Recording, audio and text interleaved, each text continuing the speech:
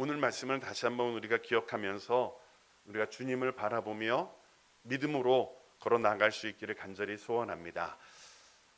빌립보서 3장은 사도 바울이 빌립보 교회를 향하여 안타까운 마음을 가지고 또 간절한 마음을 가지고 권면하는 내용이에요. 특별히 믿음으로 살아가야 될 하나님의 백성들이 믿음의 자리에서 떠나고 또 그들을 뒤흔드는 그런 악한 사단의 그런 몸부림 앞에서 사도 바울이 간절하게 말씀을 전하고 있는 거예요. 특별히 육체적인 좋은 조건들을 가지고 자기 자랑을 하면서 율법을 지켜야 된다, 반드시 할례를 받아야지 구원을 받을 수 있다라고 주장하는 유대인 율법주의자들을 사도 바울이 강하게 비판하죠. 그들은 개들이다, 행악자들이다, 쓸데없이 육체를 괴롭게 만드는 사람이다, 이렇게 이야기하면서 그들의 가르침에 속아 넘어가지 않도록 그렇게 권면하고 있는 거예요. 자신도 과거에는 그들과 똑같이 육체적인 조건들을 자랑했고 신뢰할 만한 육체를 얻기 위해서 누구보다도 노력했지만 그리스도를 발견하고 난 뒤에는 그 모든 것들이 다 쓸모없는 것들이고 배설물이다, 오직 그리스도를 아는 것만이 가장 귀하다라고 말하면서 빌립보 교인들도 그렇게 살아가기를 권면했지요. 여러분들은 어떠신가요? 올 한해 여러분들이 정말 구하고자 했던 것은 눈에 보이는 물질, 건강, 여러분들이 원하는 그 마음의 소원들이 이루어지기 위하여서 그것을 바라보고 달려온 인생이었는지, 아니면 주님을 닮아가기 위해서, 주님을 더 깊이 알기 위해서 주님만을 바라보며 나오신 그런 모습이었는지를 돌아볼 수 있게 되기를 간절히 소원합니다. 물론 물질을 구하는 것, 그리고 열심히 사는 것, 그것이 잘못된 것이 아니라 그것만을 구하는 인생은 하나님께서 기뻐하지 않는다라는 거예요. 오늘 말씀을 나누면서 그런 것들을 같이 나누기를 원하는데요, 바울은 자신이 그런 마음을 가지고 애쓰고 노력했다라고 이야기를 해요.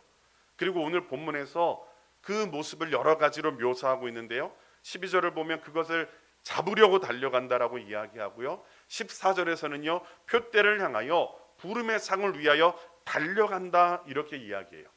그러니까 무언가를 잡기 위해서 달려가는 모습을 보여주고 있는 거예요. 여러분, 바울이 잡고자 했던 것이 무엇일까요? 12절에서 이렇게 이야기를 하는데요, 같이 한번 읽어볼게요. 시작.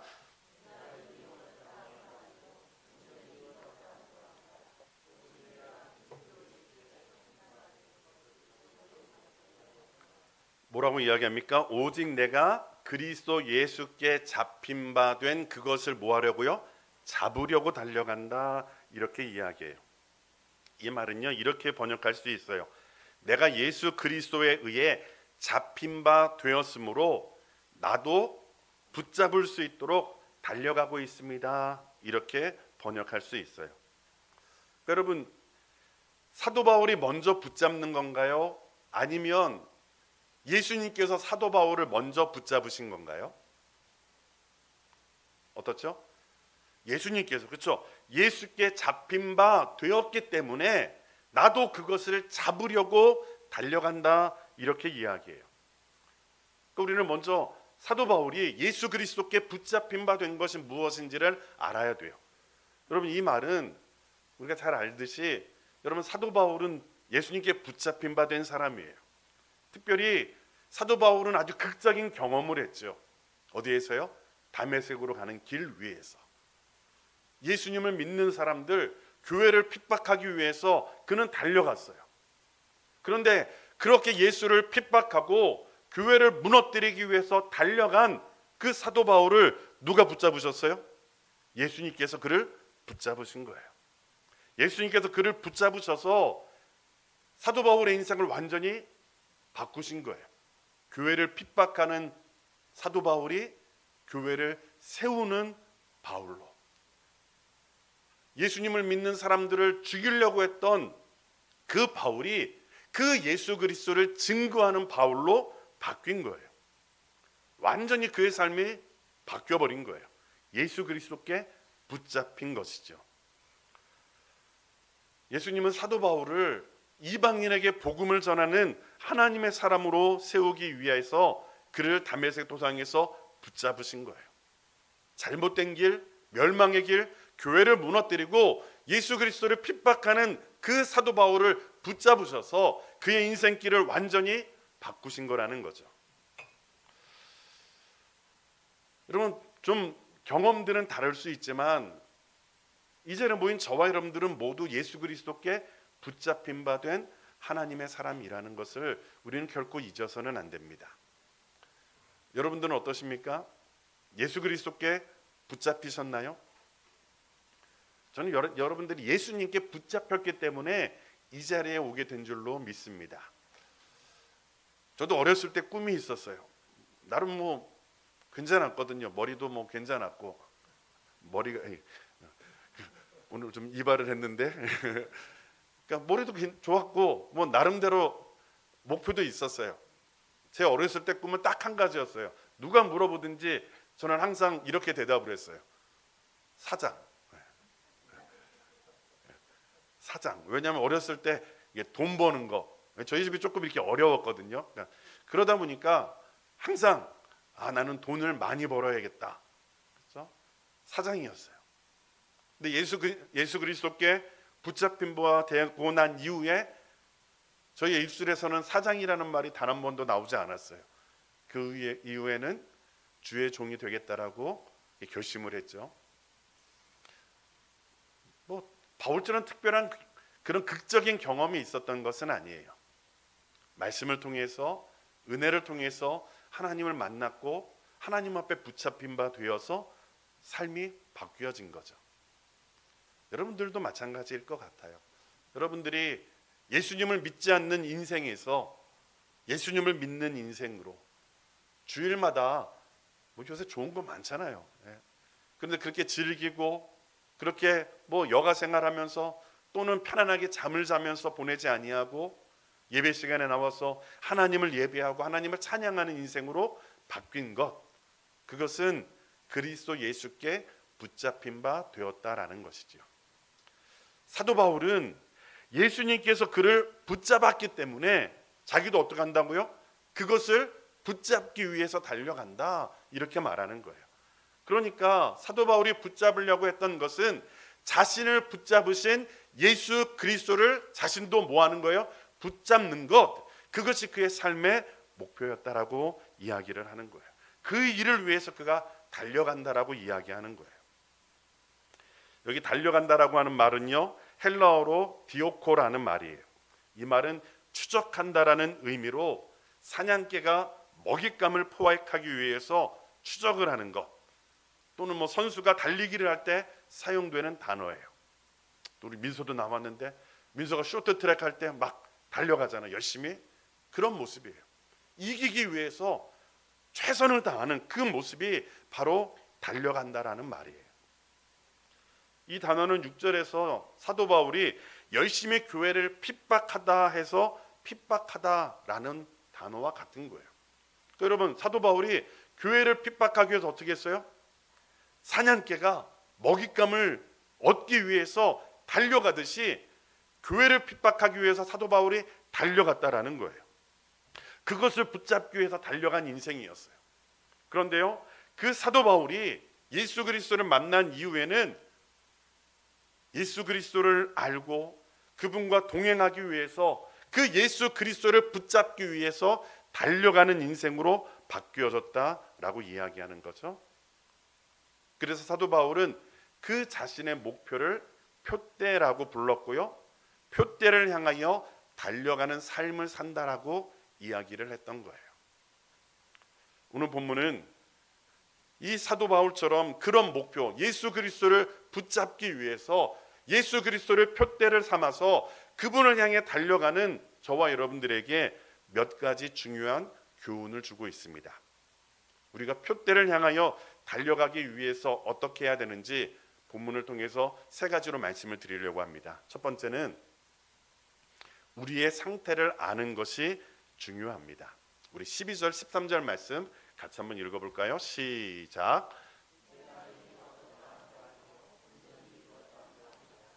오직 내가 그리스도 예수께 잡힌 바 된 그것을 잡으려고 달려가노라. 형제들아, 나는 아직 내가 잡은 줄로 여기지 아니하고 오직 한 일, 즉 뒤에 있는 것은 잊어버리고 앞에 있는 것을 잡으려고. 아멘. 사도 바울은 이렇게 이야기, 이미 얻었다 함도 아니다. 여기서 말하는 단어는요, 부정 과거 시제예요. 그것은 과거의 한 시점을 가리키는 말이에요. 그러니까 이 말은 여러분, 사도 바울이 예수님께 붙잡힌 그 사건, 다메섹 도상에서 예수님을 만난 그 사건을 이야기하는 거예요.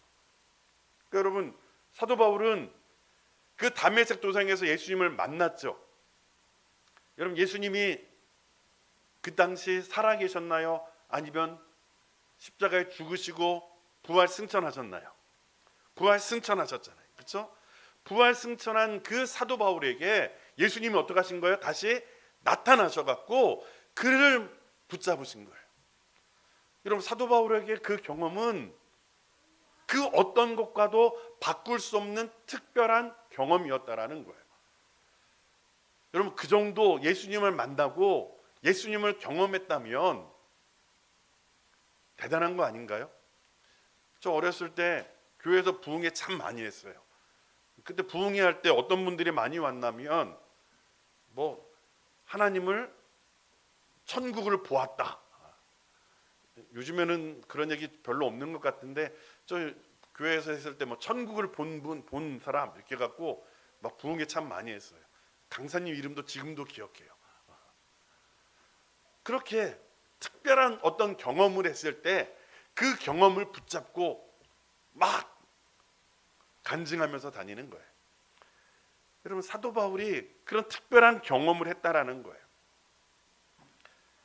그런데도 불구하고 사도 바울은 그런 특별한 경험, 자신만이 갖고 있는 그 특별한 경험을 했음에도 불구하고 뭐라고 이야기하냐면, 나는 아직 이미 얻었다 함도 아니라, 내가 아무리 그런 경험을 했지만 그렇다고 해서 내가 예수 그리스도를 완전히 알고 완전히 소유하고 예수 그리스도와 동행하는 것은 아니다라고 이야기하는 거예요. 온전히 이루었다 함도 아니다라고 할 때 온전히 이루다라는 말은요, 현재 완료 수동태예요. 이것은 내가 완전해졌다라는 말인데요. 그러니까 현재를 기준으로 해서도 나는 여전히 뭐하다는 거예요? 부족하다라는 거예요. 여러분, 사도 바울 보세요. 과거에 주님의 음성을 직접 들었고 부활하신 예수님을 눈으로 본 사람이에요. 그런데도 불구하고 내가 이미 얻었다 함도 아니다라고 이야기를 해요. 또한 주님의 사도로서 복음을 위해서 많은 업적을 이룬 그였어요. 교회를 세우고요, 많은 사람들을 전도했고요. 그래서 그 누구보다도 특별한 그런 사역을 감당한 사람이 사도 바울이었어요. 그런데 사도 바울은 여전히 나는 예수 그리스도를 아는 일과 닮아가는 일 앞에 온전하지 못하다라고 이야기하는 거예요. 여러분, 사도 바울 정도 되면 나는 이 정도면 됐어, 그렇게 이야기할 법하지 않나요? 사도 바울 정도 되면 나는 예수 그리스도를 너무나 많이 알아, 충분히 알고 있어, 그렇게 이야기할 수 있지 않을까요?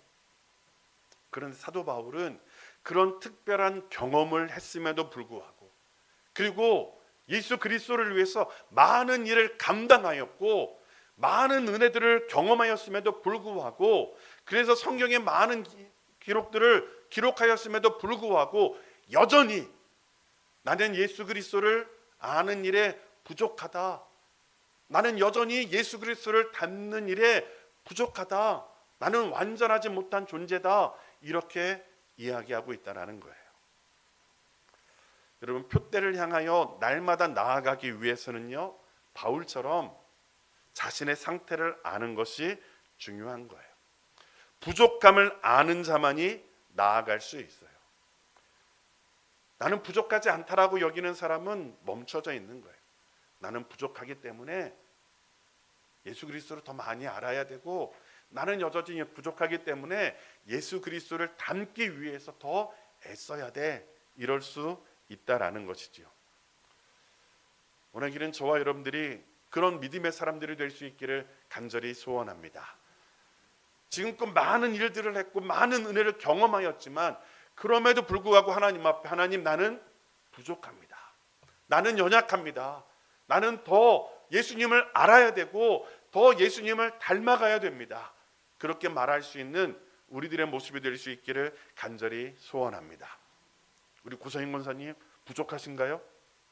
네. 권사님이 부족하시다면 그렇죠? 저와 여러분들 부족할 수밖에 없잖아요. 그렇죠? 우리는 부족한 존재라는 것을 깨닫고 하나님 앞에 우리의 연약함을 고백하며 나아가는 우리의 모습이 될 수 있기를 주님의 이름으로 축원합니다. 두 번째로 표대를 향하여 전진하기 위해서는 뒤에 있는 것을 잊어버려야 합니다. 우리 13절 말씀을 같이 한번 읽을까요? 시작.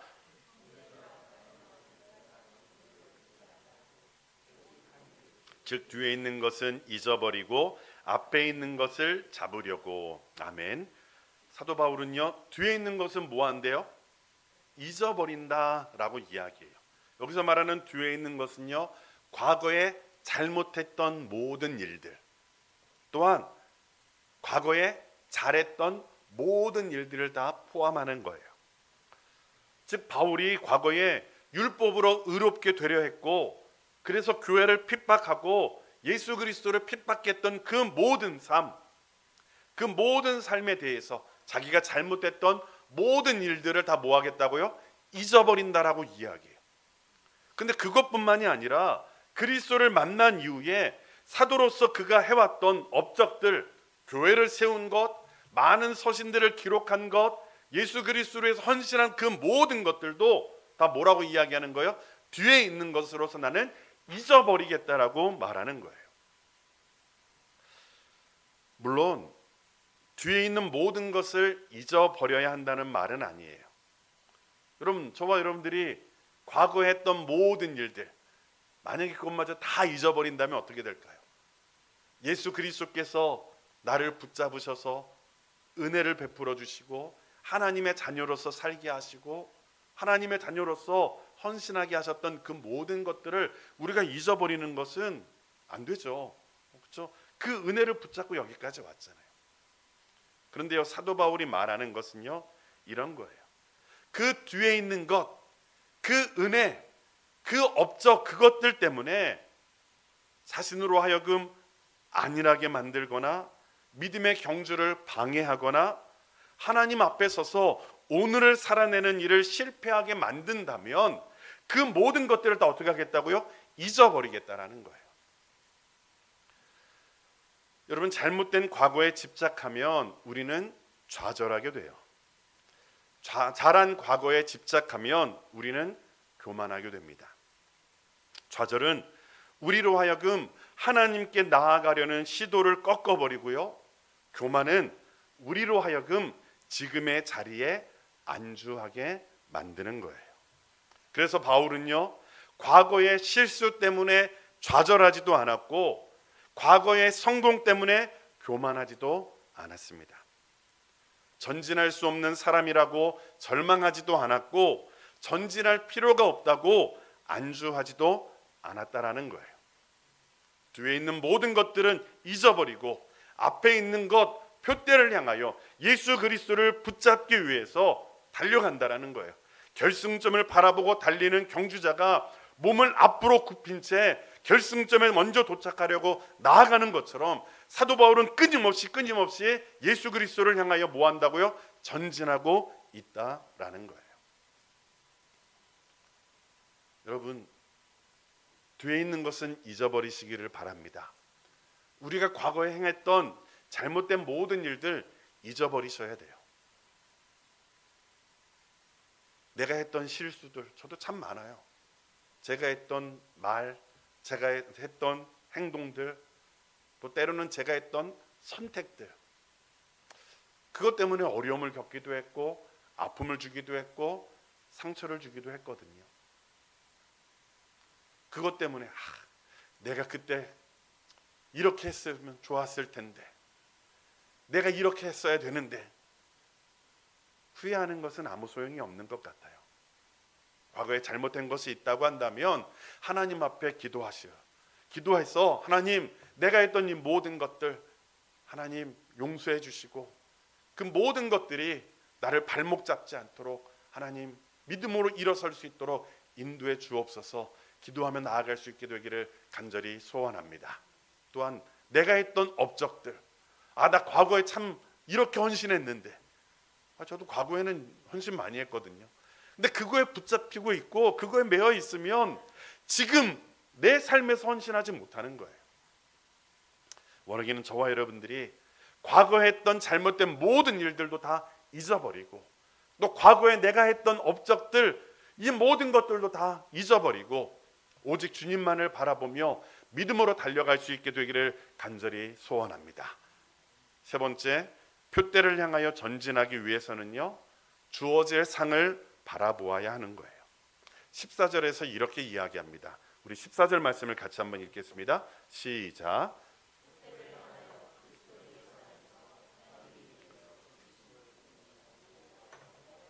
다시 한번요. 시작. 표대를 향하여 그리스도 예수 안에서 하나님이 위에서 부르신 부름의 상을 위하여 달려가노라. 아멘. 사도 바울이 지금 하나님께서 자신을 부르신 그 부름의 상을 위하여 달려간다라고 이야기를 해요. 여러분, 하나님이 우리를 부르셨다라고 할 때 그 의미는 두 가지로 해석할 수가 있어요. 먼저 저와 여러분들은요, 하나님의 자녀로 부르심을 입은 존재예요. 그러니까 우리를 구원하기 위해서 하나님께서 저와 여러분들을 부르셨다라는 거예요. 여러분, 구원 받으셨나요? 여러분들이 예수 그리스도를 구주로 고백하고 하나님을 믿는다면 우리는 다 부르심을 입었어요. 구원으로, 하나님의 자녀로 부르심을 입었다라는 거예요. 그게 첫 번째 부르심이에요. 두 번째 부르심은요, 그렇게 구원으로 부름받은 모든 사람은 하나님의 나라를 위한 구체적인 역할과 기여를 위해서 부름을 받았다라는 거예요. 믿음의 선배들은요, 이것을 소명이라고 불러요. 따라해 볼까요? 소명. 저와 여러분들에게 하나님이 부르신 소명이 있다라는 거예요. 그것은 무엇이냐면, 하나님께서는 저와 여러분들을 부르셨을 때 구원받은 하나님의 자녀로만 부르신 것이 아니라 자녀로서, 구원받은 하나님의 백성으로서 각자의 위치에서 하나님의 영광을 드러내고 하나님의 자녀답게 살아감을 통해서 하나님을 세상 가운데 증거하는 믿음의 종으로서, 믿음의 사람으로서 그렇게 부르셨다라는 거예요. 우리는 과거에 이 소명을 종교적인 영역, 그러니까 목사로 불렀을 때에만 사용되는 경향이 많았어요. 그래서 하나님께서 은혜를 주시고 하나님께 소명을 받았다 그러면 다 어디 갔어요?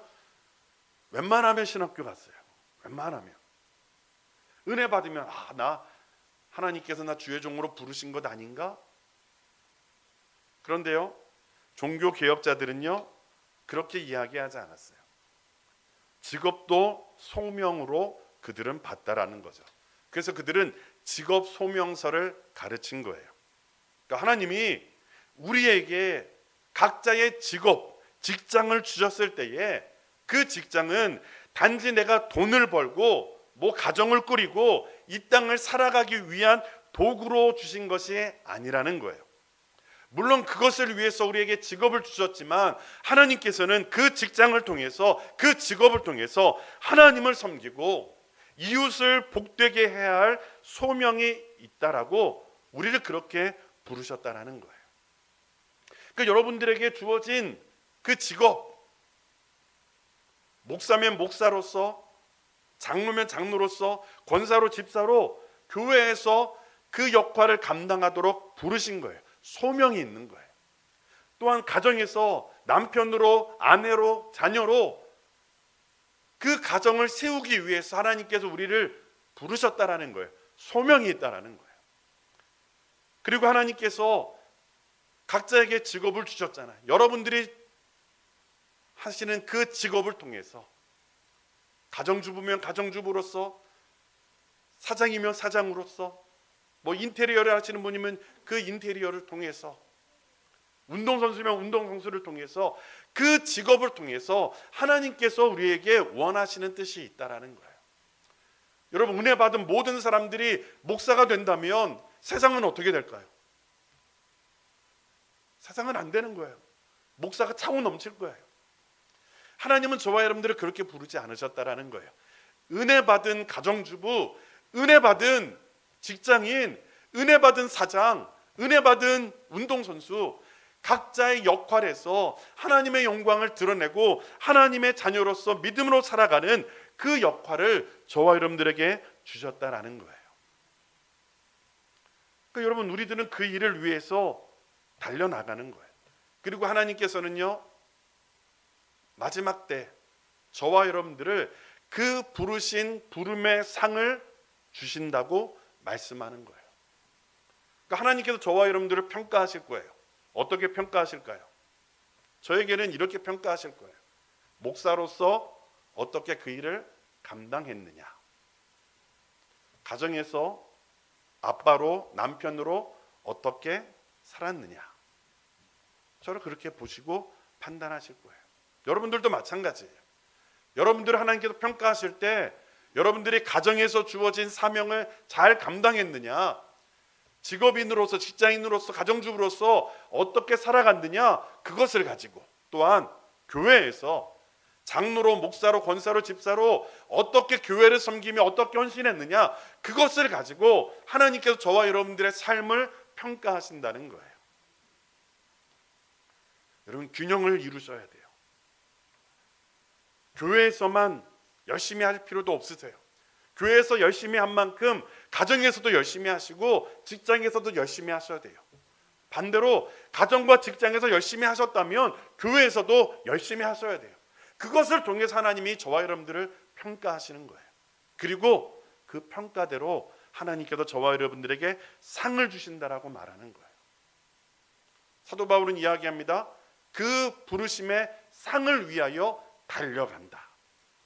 여기서 본문은 고대 올림픽 경기를 떠올리게 해요. 여러분, 고대 올림픽 경기에서는요, 매 경기가 끝나면 수상자의 이름을 부르는 거예요. 시상을 하는 사람이 높은 단상에 올라가서 소리를 높여 외치는 거예요. 어디 출신 누구누구의 아들 아무개는 위로 올라와 상을 받으라. 그러면 그 경기의 승리자가 어떻게 하는 거예요? 그 높은 단상으로 올라가는 거예요. 그래서 그 높은 단상에서 상을 받는 거예요. 그것처럼 하나님께서 저와 여러분들을 그렇게 부르신다라는 거예요. 왜요? 상을 주시기 위해서. 부르셔서 너는 교회에서 이런 역할을 감당했고, 가정에서 이렇게 잘했고, 직장에서 열심히 일했구나 해서 상을 주신다라는 거예요. 여러분, 저와 여러분들이 그 하나님의 부르심의 상을 허락하여 주실 때에 하나님 앞에서 칭찬받는 우리 모두가 될 수 있게 되기를 간절히 소원합니다. 그 부르심의 상이 있음을 알고 사도 바울은 끝까지 달려간다라는 거예요. 그가 지금 나이가 많이 들었어요. 그리고 감옥에 갇혀 있어요. 그 인생을 마감할 시점에 다가갔지만 그럼에도 불구하고 사도 바울은 뭐라고 이야기하냐면, 내가 그 부르심의 상을 위하여 끝까지 달려간다라고 이야기하는 거예요. 최선을 다해서 날마다 믿음으로 살아간다, 그렇게 이야기하는 거예요. 남들이 아무리 훌륭하다고 말해도 소용없습니다.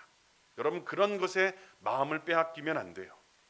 사람의 평판이라는 것은요, 손바닥 뒤집는 것과 같아요. 그런 것에 마음을 빼앗기면 우리는 인생을 잘못 살 수 있다라는 거예요.